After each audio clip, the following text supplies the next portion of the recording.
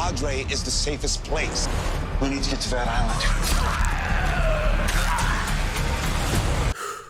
Well, Fear the Walking Dead is finally officially over. The last 2 episodes just aired a little bit early on AMC Plus, and I just watched it. I'm gonna give you guys my first impressions, my first reactions, my first thoughts. I'm gonna review the episode. It will be full of spoilers, so go watch the 2 episodes first if you haven't, and then come back and watch this. But also consider subscribing. I talk about the Walking Dead universe all the time. Just the other day, I released a review for the new Walking Dead video game called The Walking Dead Destinies. But I also talk about other TV shows, I talk about movies, I do trailer reactions, and I talk about video games as well. But anyway, let's talk about episode 11 first. This was the episode that I preferred between the 2. I actually really liked episode 11. At the end of the day, it's probably going to be my favorite episode of this season. And a big reason for that is because this episode focuses primarily on Troy. Troy, if you haven't watched any of my previous videos, is my favorite Walking Dead antagonist of all time and one of my favorite Walking Dead characters of all time.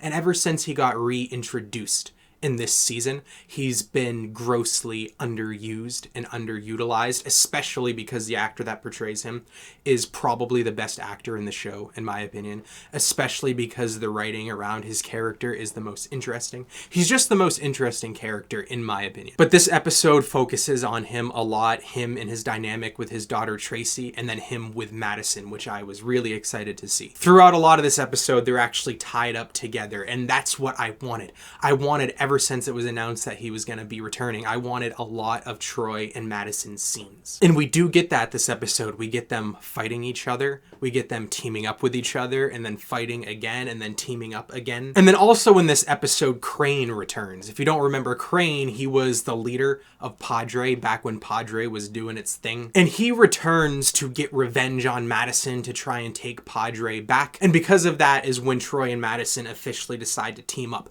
And I liked that. I actually got really excited. I started to sit at the edge of my seat. I actually thought I was going to enjoy what was going to be shown to me. I thought the idea of Troy and his group of people teaming up with Madison and Padre and them together fighting off the bigger threat of Crane, I thought that could be really cool. And it was cool for the most part. But this whole dynamic, that whole plot lasted all of 10 minutes because 10 minutes after Crane was reintroduced, he died. And I get why they did that, because it was because of that dynamic that Troy officially crossed over into good guy again, and that he saved Madison's life, and that's what made most of the characters, most of the main characters at least, think of him differently, give him the possibility of redeeming himself. And I genuinely thought, big spoilers here, that Troy was going to survive. I thought he was going to join the group, that my wishes would be granted, that maybe it would lead to some other spin-off with Troy and Madison, or at least give Troy the possibility to appear in a different spin-off. But right when he's fully redeemed, I should say,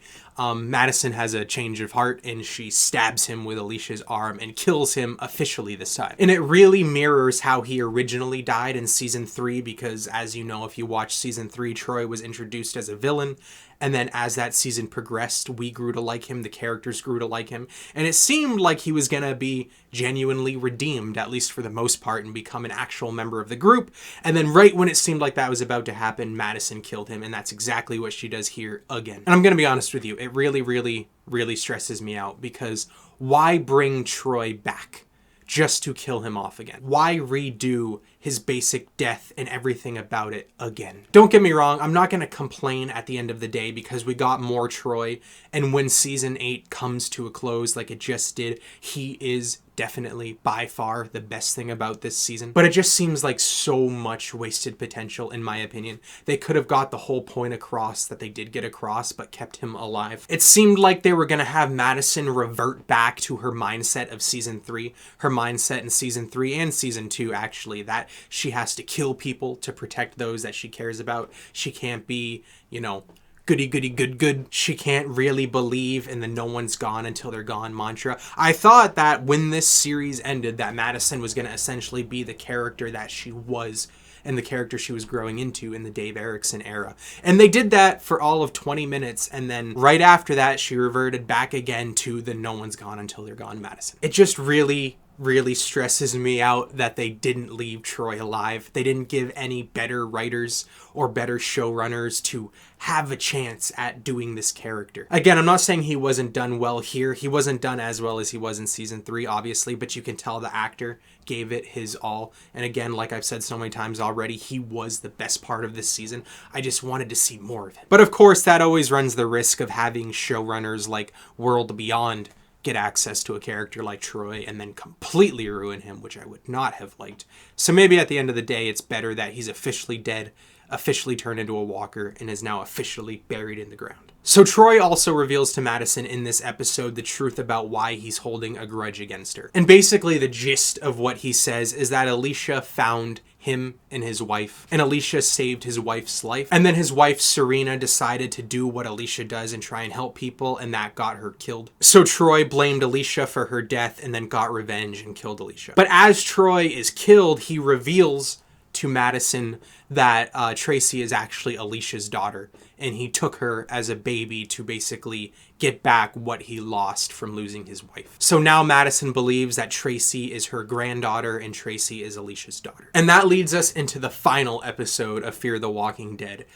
And my God, this episode was just so much wasted potential. I saw moments of greatness in this episode. There were moments that could have been so cool if they were done better, if it didn't feel rushed.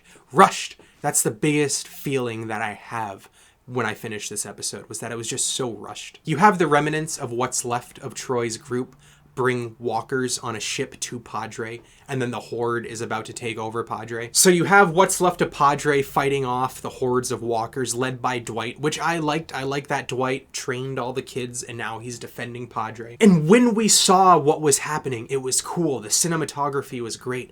The action sequences looked intense. I would have loved to have a very long fight scene of a bunch of walkers attacking Padre and have our main characters fighting them back. Dwight, Sherry, June, all these characters could have been involved in a great action sequences. The lighting was cool, the location they were in was intense, but this whole battle scene is just showed to us through very minimal scenes, and it's over before it even starts, and we see none of it. Tracy ends up shooting Madison, which I'm glad that she did that, because they were leading us to believe, and they did do this in the end, that Tracy would just forgive Madison. And I don't believe that at all, because she just watched Madison gut her father alive in cold blood. I don't care how well written they think that they're being. I don't care how convincing they think they are. They're not. There's no way in a million years that Tracy would just forgive Madison as quickly as she did for murdering her father in front of her. And then Madison wants to convince Tracy that there's still good in the world, that you can still help people. So she goes to Padre and she leads all of those walkers into what looks like a basement and then blows them up. But she survives because she hides in what looks like a furnace. And then after this, we hear a very familiar voice. And yes, I know a lot of people are going to be happy about this, but Alicia returns. We get a reunion with Alicia and Madison. And I'm sure a lot of people are happy about this. I'm happy about it. Don't get me wrong. I'm very, very glad that the Clarks are reunited. But the way that their reunion happened was so underwhelming. There was a strange lack of emotion. It felt like they were just acquaintances that knew each other a little bit. It didn't feel like mother and daughter. And just that reunion left a lot to be desired. But don't get me wrong. I'm really happy to see Alicia alive. I'm really happy to see her again in the show. And then the episode ends with Alicia revealing that she never had a kid. The kid was actually Troy's, and Troy lied about her being Alicia's to try and trick Madison into taking care of her, caring about her, fighting for her survival. And I actually like this a lot. I think that was really smart of Troy to do.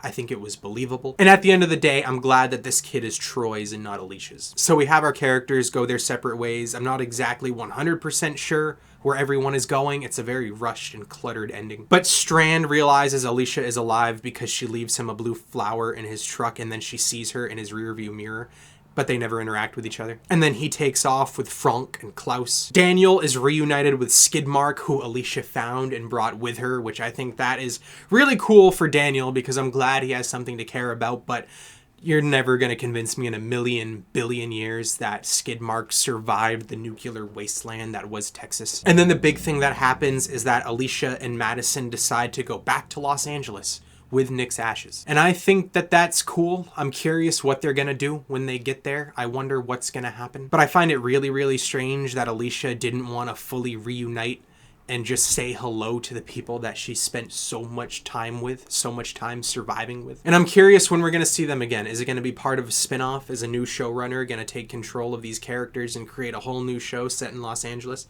That would be cool to me. I'd be down for that. But Fear ends and we have no definitive answer of what happened to Sarah, what happened to Wendell, what happened to Rabbi Jacob. And just at the end of the day, I'm very disappointed with how Fear ended, if I'm being completely honest with you. There were moments that I really, really enjoyed. And that's my final thoughts on the last 2 episodes of Fear the Walking Dead, but don't worry, this is not the last time that I'm going to talk about this show. It's not the last time that I'm going to talk about the Walking Dead universe, so once again, consider subscribing. And thank you for watching, especially if you watched this far.